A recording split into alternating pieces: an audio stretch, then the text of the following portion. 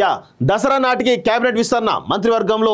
6గురికి చోటు 2కి ఏఐసిసి నుంచి సిఫారసు మిగిలిన వాటిపై ఉత్కంఠత సో 4 జిల్లాల నేతలకు ఛాన్స్ దానంతో రాజీనామా చేయించే ఆలోచన ఉప ఎన్నికల్లో గెలిపించుకునేటువంటి ప్లాన్ అంటూ చూస్తా ఉన్నాం దయచేసి దానం నాగేంద్ర ఉప ఎన్నికలకు పోతే ఖచ్చితంగా ఓడిపోయేటువంటి అవకాశం ఉంటుంది దయచేసి గుర్తుపెట్టుకోండి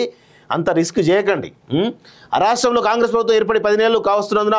క్యాబినెట్లో ఖాళీగా ఉన్న 6 పోస్టులు భర్తీ చేయడంపై కసరత్తు ముమ్మరమైంది దసరా పండుగ నాటికి ఈ ప్రక్రియను పూర్తి చేయాలని పార్టీ అధిష్టానం భావిస్తున్నది ఇప్పటికే ఏఐసిసి పిసి మధ్య పలుమార్లు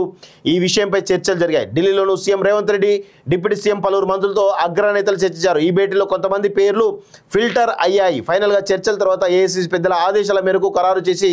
ప్రమాణ స్వీకారం చేయించే అవకాశాలుగా పార్టీ వర్గాల సమాచారం హర్యానా కశ్మీర్ అసెంబ్లీ ఎన్నికలు పూర్తి కాగానే కేంద్ర రాష్ట్ర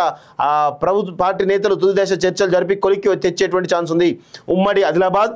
నిజామాబాద్ నల్గొండ హైదరాబాద్ రంగారెడ్డి జిల్లాలకు చెందిన వారికి స్థానం దక్కవచ్చు అన్నటువంటి ఊహాగానాలు వినిపిస్తున్నాయి కానీ ఏఐసిసి పిసి నిర్ణయం తర్వాత క్లారిటీ రానున్నది మంత్రివర్గ విస్తరణలో ఇప్పటికే కొద్దిమంది పేర్లు ఉన్నట్లు వార్తలు వచ్చాయి కోమటిరెడ్డి రాజగోపాల్ రెడ్డి 1 గడ్డం వివేకానంద్ 1 గడ్డం వినోద్ 1 ప్రేమ్ సాగర్ రావు బాలు నాయక్ చంద్రు నాయక్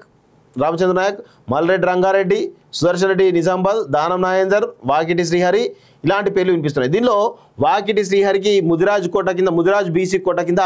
ఆయనకు మ్యాక్సిమం వచ్చేటువంటి అవకాశం అయితే కనబడతా ఉంది ఒకటి మున్నూరు కాపు కోట కింద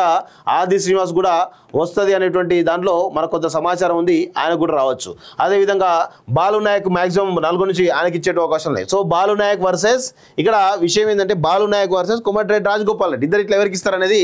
చాలా పెద్ద వర్షన్ నడుస్తూ ఉంది సో అక్కడ ఇప్పటికే వాళ్ళ అన్నకు ఇవ్వడం జరిగింది మళ్ళీ ఈయనకి ఎట్లా ఇస్తారనేది చాలా పెద్ద ఎత్తున చర్చ జరుగుతోంది సో ఈ యొక్క అంశం కోమటిరెడ్డి రాజగోపాల్ రెడ్డి మంత్రి పదవి పైన పెద్ద ఎత్తున చర్చ జరుగుతుంది అందుకే ఇన్ని రోజులు డిలే కావడం జరిగింది ఆ తర్వాత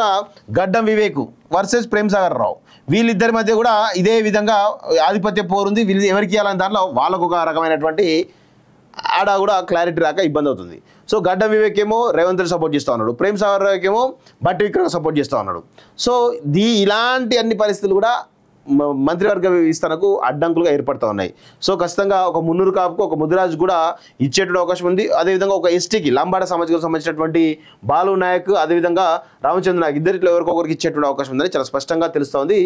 ఇంకా కొన్ని రోజులు ఆగితే తెలుస్తుంది మరి హైదరాబాద్లో ఎవరికి ఇస్తారు మల్రెడ్డి రంగారెడ్డికి ఇస్తారా దానం నాయంద్రికి ఇస్తారా ఇంకెవరికైనా ఇస్తారా అనేది కూడా కొంత మేర క్లారిటీ రావాల్సినటువంటి అవసరం అయితే ఉంది సో దసరాలోపు ఇస్తే ఎవరి పరాలు చేసుకుంటారు ఇలా ఇవ్వకపోవడం వల్ల బడ్డన్ అంతా కూడా రేవంత్ రెడ్డి తీసుకుంటా ఉన్నాడు అది ప్రాబ్లం అవుతుంది